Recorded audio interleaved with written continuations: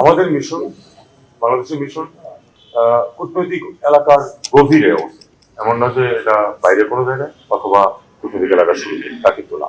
তারা বলছে 20-25 জনের একটা দল হতে পারে, হয়তো একটু কম বেশি হতেও পারে সংখ্যা, কিন্তু সেটা কথা না। 25 জনের একটা হিন্দু চরমপন্থী সংগঠনের 25-30 জনের একটা দল এত দূর পর্যন্ত আসতে পারবে কেন একটা স্যানিটাইজ এলাকার মধ্যে? তার মানে তাদেরকে আসতে দেওয়া হয়েছে, যেভাবেও তারা আসতে পারার কথা না কিন্তু নরমালি। এবং তারপরে সেখানে তারা দাঁড়িয়ে যে ওই শুধু ওই কি হিন্দু নাগরিকের হত্যার প্রতিবাদ স্লোগান দিয়ে চলে গেছে তারা আরো অনেক কিছু বলেছে, সেটা আমরা জানি। এবং আমাদের পত্রপত্রিকায় যে রিপোর্টটা আসছে সেটা কিন্তু তারা বলছে যে মিস্টেরি, এটাও সত্য না।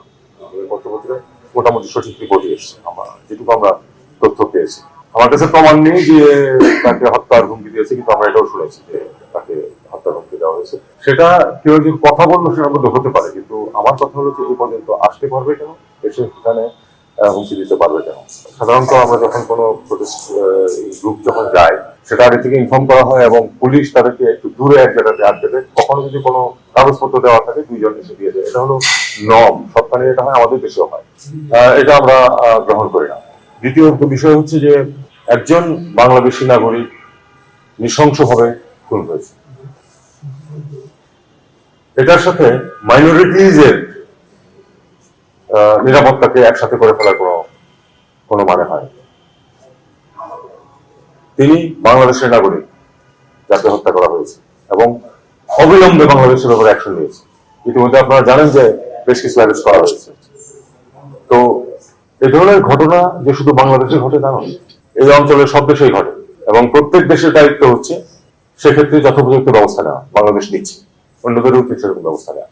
কাজেই এটা গ্রহণযোগ্য না যেভাবে এটাকে উপস্থাপন করা হয়েছে। আমরা মনে করি যে এটা নর্মালি যে সিকিউরিটি যে নিয়ম কানুন আছে সেটা এখানে ঠিক মতো পালিত হয়নি। তারা বলছে যে আমাদের সব মিশনের নিরাপত্তা দেখছে, আমরা সেটা নোট করেছি। ঠিক আছে, ভারতে আমাদের যে মিশনগুলো আছে সেখানে আগে তো তারা নিরাপত্তা দিতে পারেনি। আমরা সেন্সিটাইজ করেছি এবং আমরা আশা করবো যে এই ধরনের পরিবেশ আর কখনো সৃষ্টি হবে। আমরা প্রতিবাদটা করছি কিনা, কোন ফরম্যাটের প্রতিবাদটা করছি? দেখুন, ফরম্যাট নিয়ে বরং আমরা আলাপ না করাই ভালো, কারণ তারাও আমাদের সাথে যোগাযোগ রাখে, আমরাও যোগাযোগ রাখি। যোগাযোগ কিন্তু আছে এবং আমরা যেটা বলার সেটা বলি, তার প্রেক্ষিতেই এই যে রেসপন্ড এসেছে, যে কারণে আমাদেরকে এখন এটা একইভাবে ওপেনলি যেতে হচ্ছে। যদি তেমন পরিবেশ সৃষ্টি হয় তাহলে আমরা সেটা করবো, কিন্তু এখনো পর্যন্ত আমরা যেটা দেখছি যে আমরা এখনো ভরসা রাখছি যে ভারত যথাযথ নিরাপত্তা ব্যবস্থা নেবে। ঠিক আছে, দেখুন এটা কিন্তু শুধু এখানে ব্যাপারটা শুধু কিন্তু যে তারা এখানে এসে দুটো স্লোগান দিয়েছে তা না, এর ভিতরে কিন্তু একটা পরিবার বাস করে, হাইকমিশনার এবং তার পরিবার কিন্তু ওখানে বাস করে। তারা কিন্তু থ্রেটেন্ড ফিল করেছে এবং তারা কিন্তু আতঙ্কিত হয়েছে, যে কারণ অ্যাডিকুয়েট সিকিউরিটি ব্যবস্থা ছিল, 2 জন গার্ডরা তারা চুপ করে দাঁড়িয়েছে। কাজে এটাকে আমরা মনে করি যে আরেকটু বিশদ করাটা সত্যিকারের ওই দেশের দায়িত্ব।